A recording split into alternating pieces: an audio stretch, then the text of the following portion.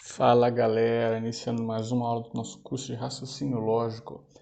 Essa vai ser a aula de número 7, tratando sobre o tema lógica de argumentação.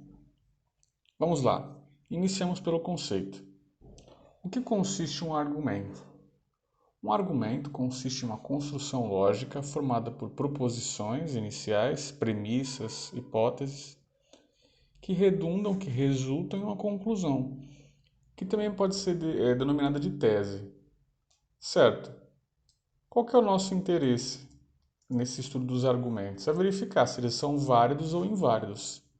Diferentemente das proposições lógicas, que podem assumir um valor verdadeiro ou falso, os argumentos são válidos ou inválidos. Então, beleza.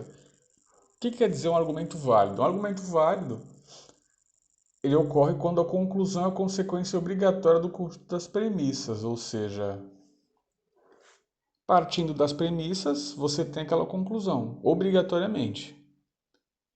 Mas uma coisa que é bom ressaltar é que esse estudo dos argumentos não leva em conta o valor lógico das premissas que o compõem, mas somente a validade do argumento, ou seja, muitas vezes são construídos argumentos com premissas que parecem absurdas ou que não fazem sentido lógico, mas que são construídas a formar um argumento válido. Repetindo, o que vale é a construção e não o conteúdo. Vamos lá então um exemplo para mostrar. Temos duas premissas e uma conclusão. A premissa: todos os homens são tigres. E a premissa 2: nenhum tigre é animal. Repetindo, o que vale é a construção e não o conteúdo. A gente tem que considerar que as premissas são verdadeiras e ver se a conclusão é uma consequência obrigatória das premissas. Considerando que todos os homens são tigres e nenhum tigre é animal, ou seja, nenhum homem é animal. É uma conclusão válida. Então o argumento é válido. Isso fica muito claro quando observamos esse argumento por meio da representação de conjuntos. Bom, bem simples. Todos os homens são tigres, ou seja, o conjunto dos homens está dentro do conjunto dos tigres. Se nenhum tigre é animal, eles são conjuntos separados que não têm intersecção. Então, os homens que estão dentro do conjunto dos tigres também estão separados do conjunto dos animais. Portanto, nenhum homem é animal, segundo essa construção lógica, e o argumento é válido. Já um argumento inválido ocorre quando a conclusão não é a consequência obrigatória do seu conjunto de premissas, ou seja, a verdade das premissas não é suficiente para garantir a verdade da conclusão. Também é denominado falacioso, mal construído, ilegítimo ou sofisma. Ou seja, repetindo, mesmo que as premissas sejam verdadeiras, o argumento pode ser verdadeiro ou pode ser falso. Para ele ser válido, ele tem que ser obrigatoriamente verdadeiro. Certo, analisemos esse exemplo então.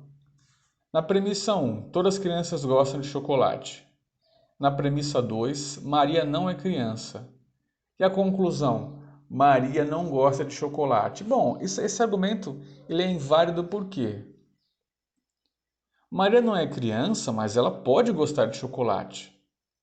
Não sabemos se quem não é criança também não gosta de chocolate, segundo essa construção lógica. Então é um argumento inválido. Isso fica muito claro na representação por conjuntos. Uma criança, ela gosta de chocolate, então o conjunto das crianças, ela está dentro do conjunto de pessoas que gostam de chocolate. Mas Maria não é criança, então ela pode estar tanto dentro do conjunto das pessoas que gostam de chocolate, quanto fora. Como não sabemos se a consequência, se a conclusão é obrigatoriamente verdadeira, então o argumento é inválido. Bom, quais são os métodos que podemos analisar a validade de um argumento? São 4. Diagrama de conjunto, como mostramos nos exemplos anteriores, tentar representar as premissas por meio de conjuntos e analisá-las. As premissas verdadeiras, o método da tabela verdade do argumento e da conclusão falsa. Bom, todos esses métodos auxiliam na resolução das questões. Eu acredito que o método mais eficiente e mais geral é o último método, que é o da conclusão falsa. Porém, caso seja possível a utilização dos outros métodos e seja interessante, é bom saber como utilizá-los. Vamos lá. O método das premissas verdadeiras ele deve ser utilizado quando uma das premissas é uma proposição simples ou uma conjunção, ou seja, conjunção, uma proposição formada pelo conectivo e. Quais são as 3 etapas para verificar um argumento utilizando o método das premissas verdadeiras? Primeira, considerar todas as premissas como verdadeiras. Segundo, encontrar o valor lógico das proposições simples. E terceiro, encontrar o valor lógico da conclusão. Vamos lá, temos o seguinte exemplo. Premissa 1, P o quê? Premissa 2, não P e conclusão que. Bom, aqui nesse caso ele está diferente dos exemplos anteriores porque já está representado o argumento por meio de símbolos, né? E quando formos resolver questões, vai ser justamente isso que vamos fazer. Para facilitar a resolução de questões, como foi presente nas últimas aulas também, sempre é interessante reduzir proposições a símbolos, certo? Então, por que esse argumento pode ser utilizado, o segundo método? Como vimos, ele apresenta uma proposição simples, que é a proposição não P, e uma conclusão. Como analisamos por esse método? Simples. Primeiro passo, considerar as premissas como verdadeiras, ou seja, P o que é verdadeira e não P também é verdadeira. Bom, se sabemos que não P é verdadeira, isso quer dizer que a negação da negação de não P é falsa, ou seja, P é falso. Se sabemos que P é falso, temos que P ou Q equivale a falso ou Q. Se falso ou Q é verdadeiro, simples, Q é verdadeiro. Então encontramos os valores lógicos das proposições P e Q. Agora analisemos a conclusão. Bom, P é falso, Q é verdadeiro, ou seja, a conclusão Q é verdadeira também, e ela é uma consequência obrigatória das premissas serem verdadeiras, né? Isso resulta em um argumento válido. No terceiro método, a tabela verdade do argumento. Bom, esse método já é autoexplicativo o nome. Primeiramente construímos a tabela verdade do argumento, depois encontramos os valores lógicos em que a... Depois encontramos as linhas da tabela em que os valores lógicos das premissas são verdadeiros, ou seja, é uma mistura, no caso do método anterior, com o método da tabela verdade. A gente constrói a tabela verdade, vê na tabela verdade quais as linhas que têm as premissas, ambas as premissas, ou sendo várias premissas, todas as premissas verdadeiras, e vê a conclusão. Se as premissas forem verdadeiras e a conclusão for verdadeira, o argumento é válido. Temos aqui esse exemplo, né? A primeira premissa, se P e Q, então R. A segunda premissa, não R. E a conclusão, não P ou não Q. Certo? Como vimos na aula de tabela verdade para 3 proposições, a tabela verdade para 3 proposições ela tem 8 linhas. Então vamos construí-las, né? Para facilitar, já foi construída a tabela inteira aqui, né?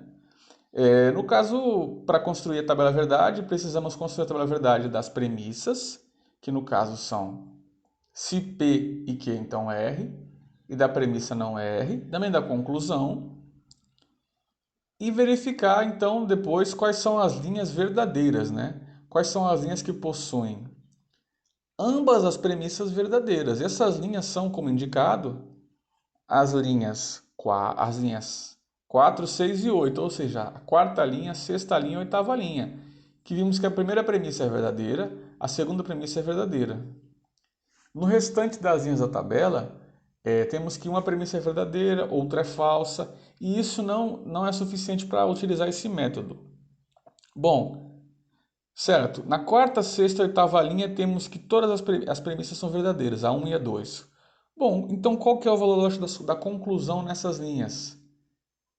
Nas 3 linhas, o valor lógico da conclusão é verdadeiro, ou seja, como temos que construímos a tabela verdade do argumento, verificamos quais as linhas da tabela verdade, que as premissas são verdadeiras, e verificamos que sendo verdadeiras ambas, a conclusão é obrigatoriamente verdadeira, então é um argumento válido. E por fim, vamos utilizar o método da conclusão falsa, que é o método mais geral, mais interessante para resolver exercícios. Como é que esse método funciona? Simples. Consideramos todas as premissas como verdadeiras e a conclusão como falsa. Se for confirmar essa possibilidade, o argumento é inválido, porque ele não decorre das premissas, certo? Caso contrário, ou seja, caso seja encontrada alguma contradição, o que acontece? A conclusão não é falsa, se a conclusão é verdadeira e as premissas são verdadeiras, então temos que o argumento é válido. Tranquilo, vamos lá. Analisar esse exemplo aqui com as 3 premissas e a conclusão. Nesse exemplo, não dá para conseguir encaixar os outros métodos, então utilizamos o método da conclusão falsa. Temos a premissa 1, se A, então B ou C. Premissa 2, se B, então não A. Premissa 3, se D, então não C.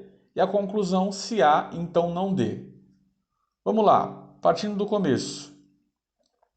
Qual que é a primeira etapa? Considerar as 3 premissas verdadeiras e a conclusão como falsa. Certo. Segunda etapa. Bom, agora é bem simples. Vamos encontrar o valor das proposições simples e verificar as premissas e a decorrência delas, ou seja, se a conclusão ela é falsa mesmo, o argumento é inválido, ou se a conclusão é verdadeira, o argumento é válido. Certo. Na proposição condicional, sabemos que quando o antecedente é verdadeiro e o consequente é falso, a proposição é falsa. Ou seja, se temos que a conclusão é falsa, devemos começar por ela. Como se A então não D é falsa, temos que o antecedente é verdadeiro, A é verdadeiro, e o consequente não D é falso, ou seja, D é verdadeiro. Partindo disso, podemos ir analisando as premissas com calma. Já descobrimos o valor lógico de duas proposições simples, A e D. Só falta agora B e C, certo? Vamos lá, premissa 3. Se D, então não C. Ela é verdadeira. Sabemos que D é verdadeiro. Então o que acontece? Não C também tem que ser verdadeiro. Se não C também é verdadeiro, então C é falso. Beleza, já encontramos mais uma, C. Agora vamos para a premissa 2 para encontrar o valor de B. Se B, então não A, ela é verdadeira. Temos que A é verdadeiro, como foi analisado anteriormente, ou seja, não A é falso.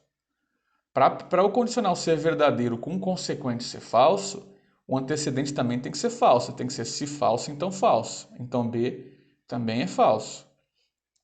Beleza, já descobrimos os valores lógicos das proposições A, B, C e D. A verdadeiro, B falso, C falso e D verdadeiro.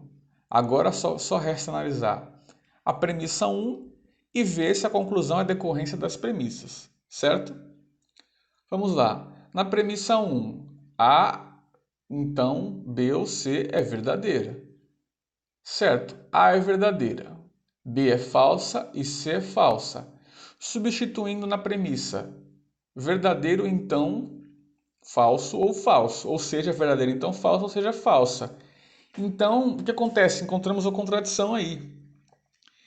Temos que a premissa, o valor lógico encontrado para as proposições não consegue preencher essa premissa, porque não é possível a conclusão então ser falsa, porque esses valores lógicos são encontrados partindo-se da hipótese que a conclusão é falsa. Se não é possível a conclusão ser falsa, o argumento é válido, ou seja, a conclusão é verdadeira. Fazemos o nosso raciocínio observando que essa contradição. Bom, pessoal, agradeço a todos por terem assistido mais uma aula. Recomendo que se inscrevam no canal, ativem notificações, compartilhem o vídeo e fiquem atentos para próximos vídeos. Obrigado, pessoal!